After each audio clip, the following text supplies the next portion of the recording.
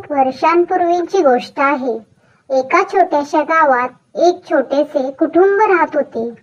त्या कुटुंबामध्ये एक सासू, तिचा मुलगा आणि तिची शहरातील नवीन सून मीना राहत होती. सासूचे नाव मंदाकिनी होते आणि ती स्वतःच्या घराची प्रमुख व्यक्ती होती. मंदाकिनी कडक, तत्वशील, कायद्याने चालणारी महिला होती.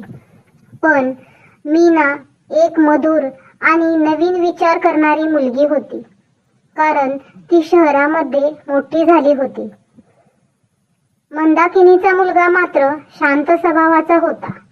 मंदाकिनीला स्वतःच्या जुन्या चालीरीती, जुन्या परंपरा यांच्यावर विश्वास होता. त्याचबरोबर तिला घरातील प्रत्येक व्यवस्था स्वतःच्या पद्धतीने करायला आवडायची.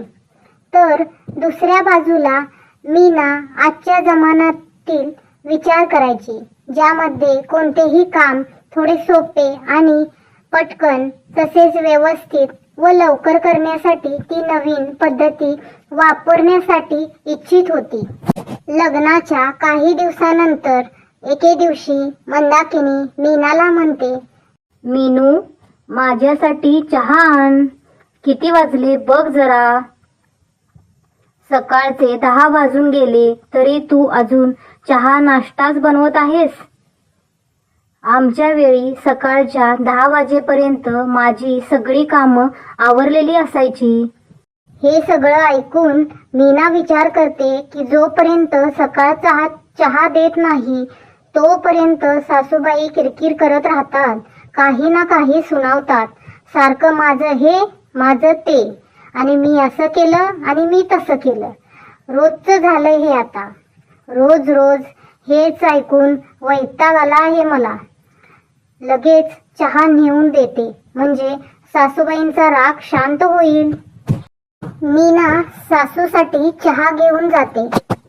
हे घ्या सासूबाई चहा, शांत व्हा. एक दिवस थोडा उशीर झाला म्हणून एवढं रागवू नका. एक दिवस नाही तर रोजच उशीर करतेस तू. सकाळचा 8चा चहा नाश्ता 10 वाजता बनवतेस, दुपारचे 1 वाजताचे जेवण 3-4 वाजता बनवतेस, आणि रात्रीचं तर काय सांगायलाच नको. चुकलं माझं सासूबाई. मी इथून पुढे लवकर जेवण बनवण्याचा प्रयत्न करेन. हा चहा घरगुती मसाला वापरूनच बनवला आहेस ना, की तो तू बाजारातून रेडीमेड मसाला चहा आणलास त्याचा बनवला आहेस? नक्की कोणता चहा बनवला आहेस? नाही सासूबाई, घरगुती मसाला वापरूनच चहा बनवला आहे. पण रेडीमेड मसाला, चहा पावडरचा चहा पण मस्त होतो. तुम्ही एकदा पिऊन तर बघा. बाजारात एवढं सगळं रेडीमेड मिळत असताना घरात मसाला बनवण्याचा त्रास कशाला घ्यायचा? जास्त बोलू नकोस. अगं, एवढं शिक्षण घेऊनही तुला का समजत नाही की रेडीमेड पेक्षा घरगुती बनवलेल्या गोष्टी कधीही चांगल्या. रेडीमेड गोष्टीच्या पॅकेटवर दिलेल्या वस्तू कधीच्या असतात कोण जाणे. त्यामुळे आणि शरीराला आजार पण लागते. तुमच्या या रेडीमेड दुनियेमुळेच जगातील लोकांचे आयुष्य कमी होत चालले आहे. आमच्या काळात लोक 100हून अधिक वर्ष जगायचे. आता 50-70 वर्ष झाली की अटॅक, बीपी, शुगरने लोक मरतात. तुला नाही कळणार बाई माझं मन. जाऊ देत. हे तुमचं रोजचं आहे. मला अजून तरी कळत नाही तुम्हाला नवीन गोष्टी का आवडत नाही ते. सारखं आपलं तुम्ही आणि तुमच्या जुन्या पद्धती सांगत असता मला. जुन्या परंपरा सांगत असता, जुन्या गोष्टी सांगत असता. याच्या मागचं कारण नक्की मला अजूनही कळालं नाही. माझ्या आवडीनिवडी समजून घेण्यापेक्षा जेवणाचं बघ जरा. आता जेवणासाठी भाजी नाहीये. एक काम कर, बाजारात जाऊन भाजी घेऊन ये, मग जेवण बनव. आत्ताच्या जेवणासाठी काहीतरी दुसरं करते आपल्या दोघींसाठी, आणि संध्याकाळी ऑफिसवरून येताना यांना भाजी आणायला सांगते. मी सांगते तेवढं ऐक. भाजी घेऊन ये म्हणलं ना. माझ्या मुलाला काम लावायची काही गरज नाही. टेबलवर पैसे ठेवले आहेत, ते घे आणि बाजारात जाऊन भाजी घेऊन ये. टेबलवरचे पैसे घेऊन मीना बाजारात जाते. जाताना विचार करत असते की अशा कशा माझ्या सासूबाई सगळं जुन्या पद्धतीने करायला लावतात. जुनाट परंपरा, जुनाट विचार, कधी संपणार आहे हे सगळं? वैताग आला आहे मला तर. रोज किरकिर नको वाटते, पण काहीतरी करायलाच पाहिजे. किती सहन करायचं आणि किती समजून घ्यायचं? नको नको वाटते सगळं. तेवढ्यात मीनाला बाजारात तिची मैत्रीण दिसते. ती म्हणजे गीता. गीता मीनाला हाक मारते आणि म्हणते, आज तू कशी काय बाजारात मीना? म्हणजे तसं नाही, पण तुझे मिस्टर किंवा सासूबाई येतात ना बाजारात दरवेळी, मग आज तू दिसतेस म्हणून विचारले. सासूबाईंना बरं नाही काय? घरी सगळं ठीक नाही काय? तू एवढी कोणावर चिडली आहेस? काय झालं नेमकं? सांग तरी मला. अगं काय सांगू गीता तुला, सासूबाईंचा वैताग आला आहे मला. सारखं सारखं हे असं कर, तसं नको करू, सगळं त्यांच्या मर्जीने करायचे, ते पण जुन्या पद्धतीने. मग मला कशाला सून म्हणून आणलंय? गावठी पोरगीला सून करून घ्यायचं ना. आपल्या शहरी पद्धती पटत नाहीत ग त्यांना. नुसतं किरकिर किरकिर. कसं पटवून द्यायचं त्यांना? काय करायचं समजत नाही बघ मला. माझ्या सासूबाई पण अगोदर अशाच वागत होत्या, म्हणून मी एक उपाय केला. त्यानंतर आता आमच्या दोघींमध्ये छान खेळीमेळीचे वातावरण आहे. तुला सांगू का तो उपाय? वाट कसली बघतेस? प्लीज सांग ना ग उपाय तो. तो उपाय असा आहे की त्यासाठी तुला तुझ्या नवऱ्याची मदत घ्यावी लागणार आहे. म्हणजे नक्की करायचं तरी काय? हे बघ मीना, आपल्या सासूला आपल्यापेक्षा जास्त आपला नवरा ओळखत असतो. त्यामुळे नवऱ्याला हे सगळं सांगून बघ आणि त्यानंतर आपल्या नवऱ्याकडून सासूबाईंच्या आवडीनिवडीचा अंदाज जाणून घे. सासूबाई असे का वागतात त्याचे कारणही तुझा नवरा तुला सांगेल. हे सगळं समजल्यावर सासूबाईंच्या आवडीनुसार थोडे दिवस वागून बघ. त्यानंतर तुझ्या सासूला तुझ्यातला चांगुलपणा आणि नवीन पद्धतीचे महत्त्व कळेल आणि तुमचे नाते सुधारेल.